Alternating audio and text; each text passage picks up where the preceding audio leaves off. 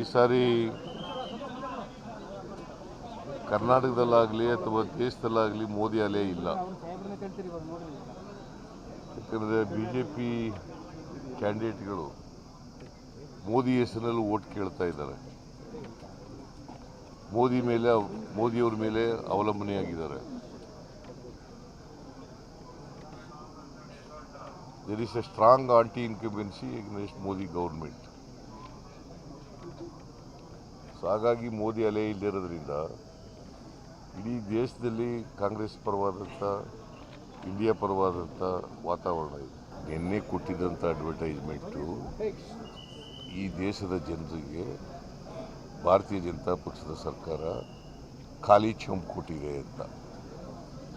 ಖಾಲಿ ಚೆಂಬು ಕೊಟ್ಟಿದೆ, ಚೊಂಬು, ಖಾಲಿ ಚೆಂಬು. ಹಳ್ಳಿನಲ್ಲಿ ಕೈಗೆ ಚೆಂಬು ಕೊಟ್ಟರು ಅಂತನಲ್ವ, ಆ ಥರ ಇದನ್ನು ಮಾಡಿರ್ತಕ್ಕಂಥದ್ದು. ಈ ದೇಶದ ಜನರಿಗೆ 15 ಲಕ್ಷ ಕೊಟ್ರ ಎಲ್ರಿಗೂ ಆಗ್ತೀವಿ ಅಂತಂದ್ರಲ್ಲ ನರೇಂದ್ರ ಮೋದಿಯವರು.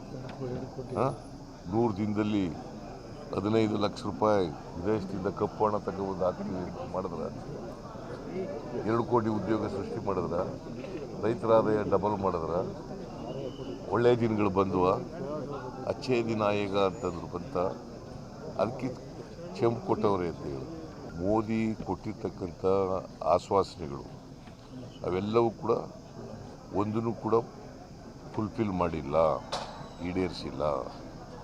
ಅದಕ್ಕೋಸ್ಕರವಾಗಿ ಮೋದಿ ಈ ದೇಶದ ಜನರಿಗೆ, ಬಡವರಿಗೆ ಚೆಂಬು ಕೊಟ್ಟಿದ್ದಾರೆ, ಖಾಲಿ ಚೆಂಬು ಕೊಟ್ಟಿದ್ದಾರೆ ಅಂತಕ್ಕಂಥ ಅದನ್ನು ಜನರಿಗೆ ತಿಳಿಸ್ಲಿಕ್ಕೋಸ್ಕರವಾಗಿ ಈ ಅಡ್ವರ್ಟೈಸ್ಮೆಂಟ್ ಕೊಟ್ಟಿದ್ದಾರೆ.